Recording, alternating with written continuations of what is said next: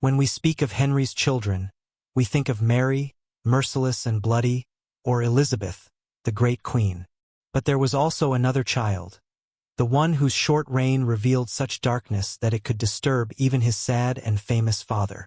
Edward, a boy king who took the crown at the age of 9, changed from an innocent child into one of the most authoritarian rulers of England, before meeting an end so unnatural that it would forever haunt the Tudor dynasty.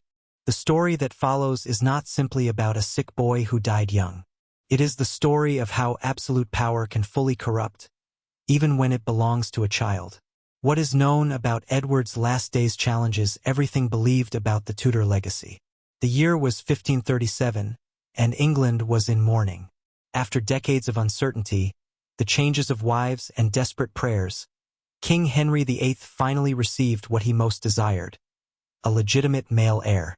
The birth of Edward was celebrated across the kingdom with unmatched splendor.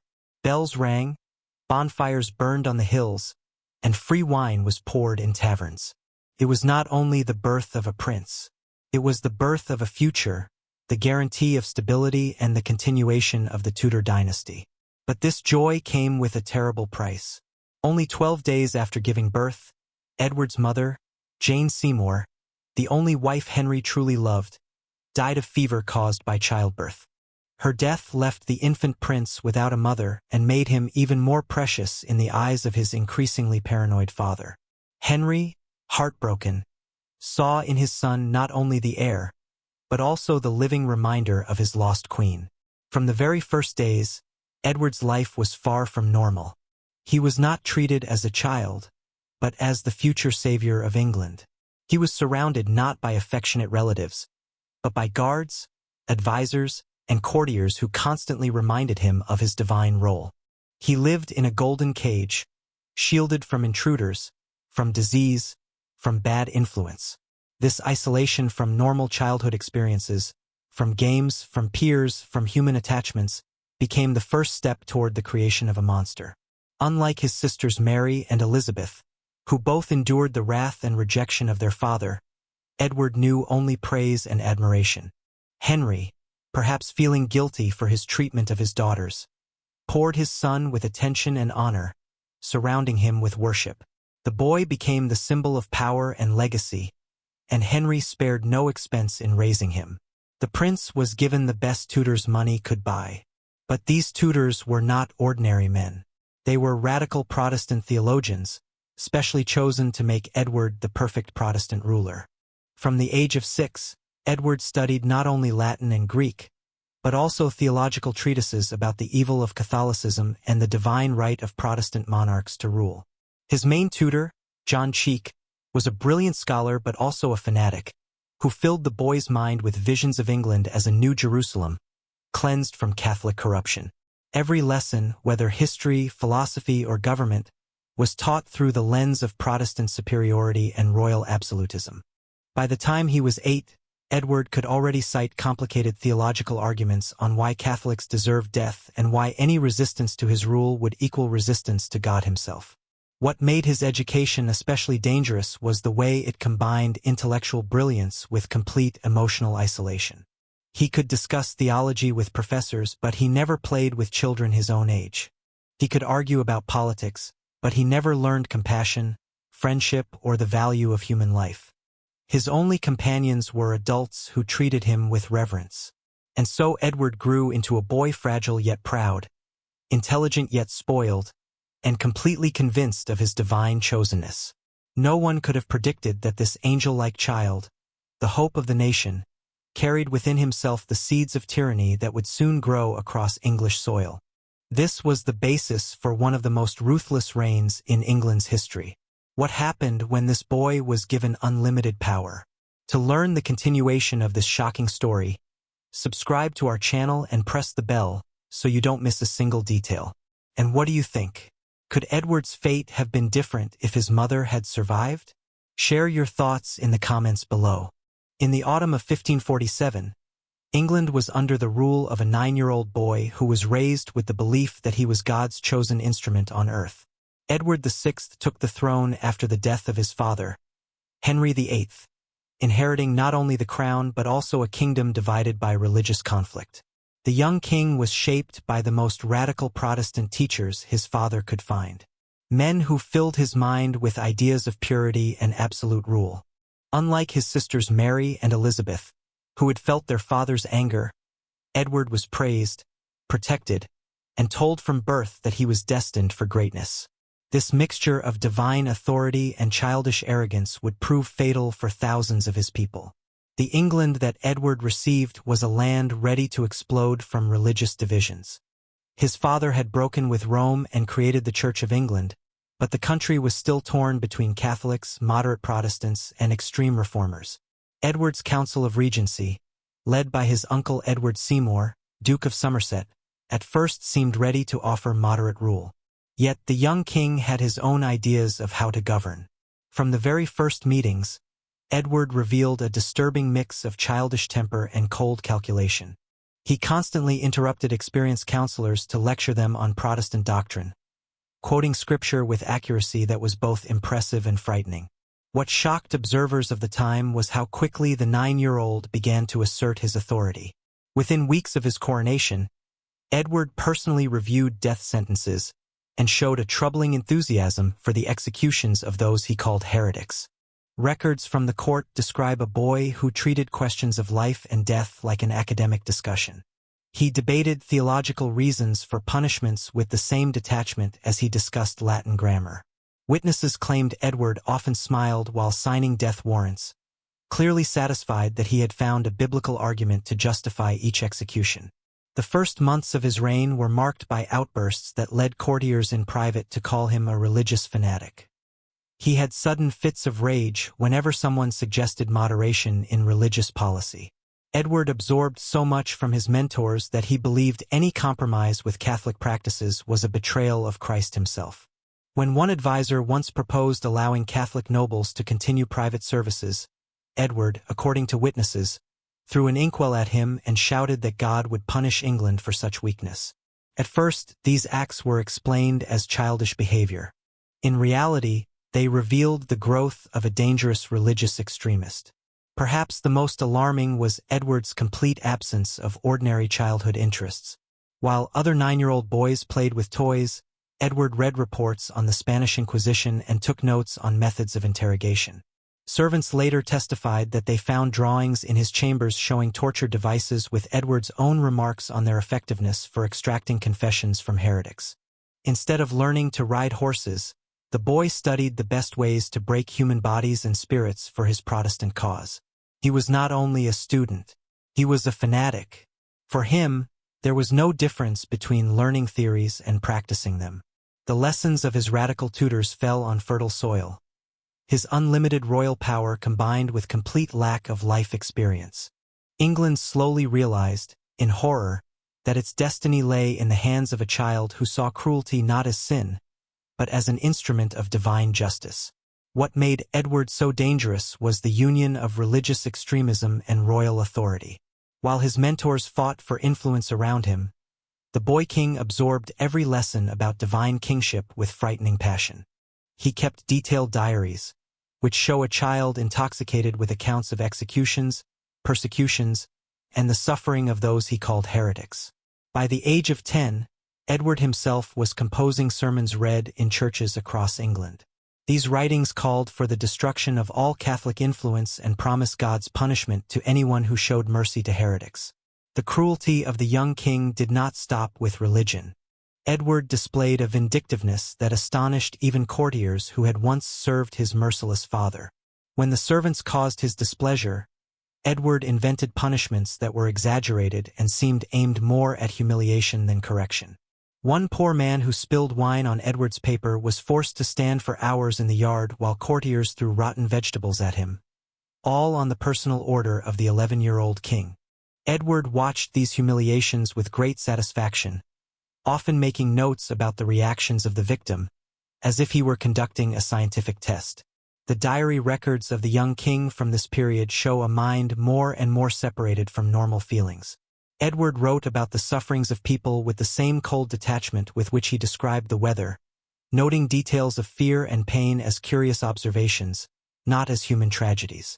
When a kitchen maid died after punishment given by Edward's order for supposed Catholic prayers, the only comment of the boy king was that the correction was more effective than expected in removing the subject from future mistakes. Edward's view of his own family also reflected his growing sociopathy. Even though in early childhood he was raised with his sisters, once on the throne he showed no natural affection toward Mary or Elizabeth. Instead, he judged them through the same religious prism that he applied to all his people. Mary was seen as a dangerous Catholic who needed control or removal. Elizabeth was considered a possible ally because her Protestant sympathies made her somewhat acceptable. For Edward, family bonds were only political calculation. This became even clearer when his uncle Thomas Seymour tried to gain influence with presents and letters. Instead of responding to kindness, Edward saw Seymour's care as an attempt to manipulate him and answered with coldness.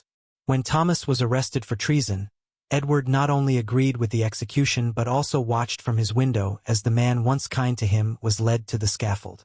Witnesses said the boy king showed no emotions when the axe fell. Instead, he wrote notes in his diary about the effectiveness of different execution methods. The coldness of his heart was like winter ice, where love, compassion, and family ties should have been.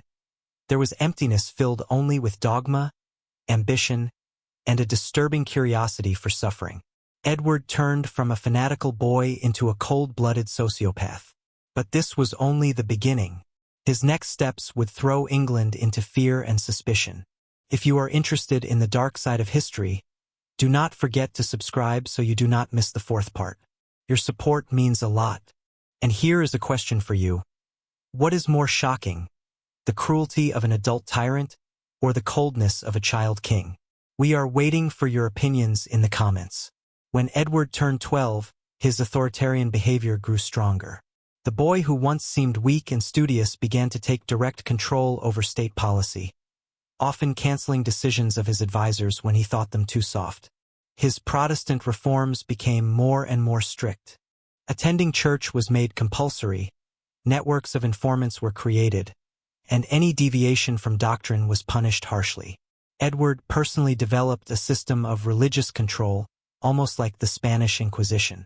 Neighbors were encouraged to spy on neighbors, and children were rewarded for accusing their parents of religious faults. His obsession with control reached every side of England's religious life. The king issued strict rules not only about public services but also about private prayers, dictating how subjects must pray, what they must believe, and even how they must think about God. Breaking these regulations was seen as treason against both crown and God, with punishments ranging from public shame to prison and death. The boy king personally reviewed every case, often increasing the sentences, because he believed the first punishments showed weakness in defending Protestant purity. He created what could be called a police of thought, where subjects were encouraged to report neighbors' practices in exchange for rewards. Edward enjoyed reading these reports, often calling the accusers to court to give more details about the alleged sins of their neighbors. Those found guilty of Catholic sympathies were sent to prison, torture, or death, and the young king often increased the penalties himself. His court became a place where suspicion and fanaticism were rewarded, and mercy was seen as weakness. The persecution system created by Edward was remarkable for its organization and his personal involvement. Unlike older rulers who gave such matters to subordinates, Edward insisted on reviewing every case himself, studying the accusations and often creating punishments he thought fit the theological mistakes. His diaries of that time became a tool of persecution, full of details about which punishments were most effective for different heresies. What made Edward's persecutions especially frightening was how he mixed childish imagination with deadly seriousness. When traditional penalties seemed insufficient, the young king invented new humiliations and tortures, always supported by complex theological arguments. One Catholic priest who refused to renounce his faith was forced to walk through London with a sign, "The Enemy of Christ," while children threw stones at him, all under Edward's personal command. The king watched this spectacle from the window of his palace, laughing at the priest's torment and dictating his observations to his secretary. England became a theater of cruelty, where the director was her own monarch, a child whose play with human lives grew more dangerous with every step. His obsession with religious purity reached even his own family, proving his complete lack of natural affection. Edward considered his half-sister Mary not as a member of the family, but as the greatest Catholic threat to his Protestant England. In private letters, Edward wrote about Mary with hatred that was both childish and chilling, calling her a bastard and the enemy of Christ, and making plans to declare her illegitimate or even to execute her for heresy.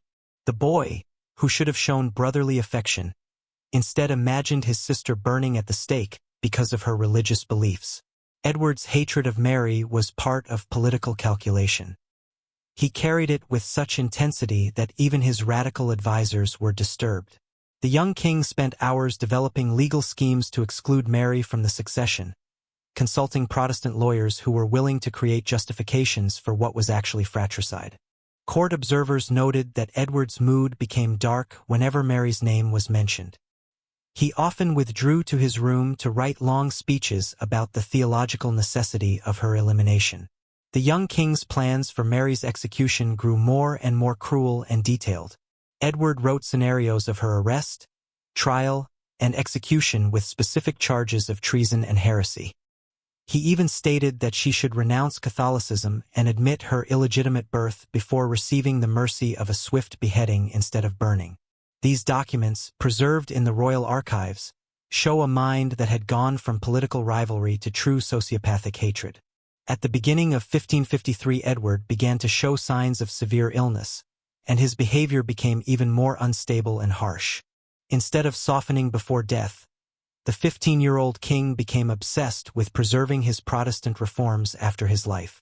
He knew that Mary's accession to the throne would mean the return of Catholicism, and this fear drove him to desperate measures. The possibility that his Catholic sister would destroy his cause filled Edward with rage and madness, forcing him to make decisions that would terrify even his tyrannical father. The worsening health of the young king did not reduce but increased his extremism. As Edward grew physically weaker, his religious zeal became stronger, as though he tried to compress an entire life of Protestant purification into the few months left. Edward began to meet secretly with Protestant extremists, planning a coup to remove both Mary and Elizabeth in favor of his cousin Lady Jane Grey.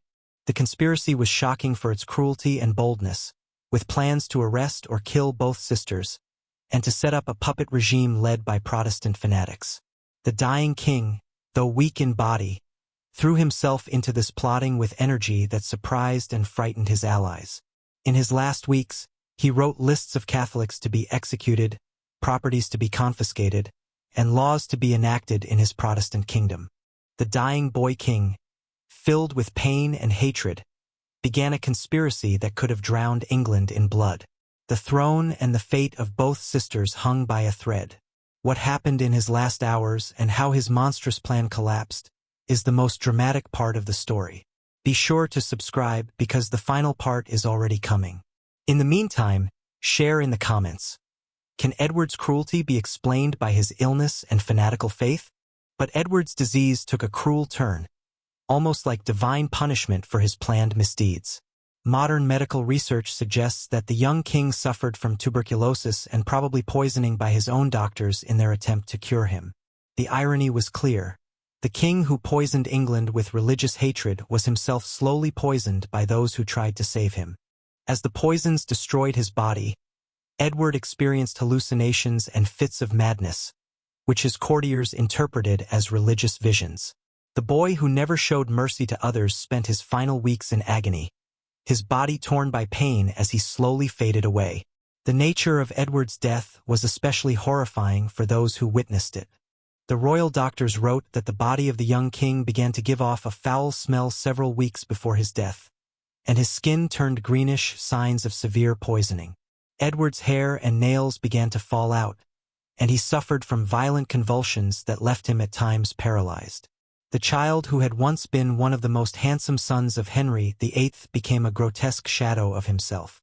Perhaps most disturbing was that the king remained aware enough to realize what was happening, spending his last days between cries of physical torment and furious speeches about Protestant martyrs. His last meaningful words were not about reconciliation or forgiveness, but regret that he would not live to see the completion of the cleansing of England that he had planned.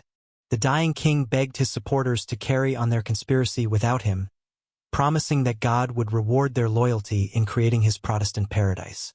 The final hours of the young monarch were a grim parody of a funeral stage. Instead of asking forgiveness or expressing love to his family, Edward in his final breath cursed his Catholic sister and prayed that God would preserve Protestant England from what he called Mary's evil. Witnesses said his last words were not of peace, but of hatred, and his end was consumed by religious fanaticism and political extremism. When Edward finally died on July 6, 1553, relief among his courtiers was clear, though few dared to show it openly. The immediate aftermath of Edward's death revealed how completely his careful plans rested on his personal authority. The king's will collapsed within days. Lady Jane Grey found herself with almost no support. Mary's successful accession to the throne was backed not only by Catholics but also by moderate Protestants who had been horrified by Edward's reign, which showed them the true dangers of religious extremism. The boy king, who dreamed of becoming England's greatest Protestant defender, was instead remembered for cruelty and for the relief felt at his death. A re-examination of Edward VI's reign gives a far darker picture than the usual tale of a sick boy. Court records and private letters reveal a youth who sincerely delighted in persecution and took pleasure in the suffering of others. England had been ruled by someone who can only be described as a child psychopath with absolute power. The question remains, what would have happened if Edward had lived into adulthood? His plans included establishing a permanent religious police, destroying the Catholic nobility completely, and creating a state of total control. The death of Edward VI marked not only the end of his life but also the end of what could have been the darkest future for England. Dying young, Edward, perhaps without meaning to, gave his greatest service to the country he claimed to love, by saving it from the full reality of his terrible vision.